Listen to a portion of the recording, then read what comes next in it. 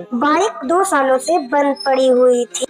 सबसे पहले वाइजर के स्क्रूज को खोलने का काम शुरू करते हैं। दोनों साइड के स्क्रूज को खोलते हैं और वाइजर को नीचे की तरफ रख देते हैं। बाइक को डायरेक्ट कर देते हैं।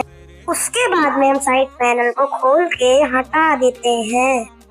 मैग्नेट कॉइल का करंट चेक करते हैं तो फिर करंट फ्लो कर रहा था। सीट के स्क्रूज को खोलने लगते हैं। खोलने के बाद में सीट को ओपन कर देते हैं। आर यूनिट पर करंट फ्लो कर रहा था।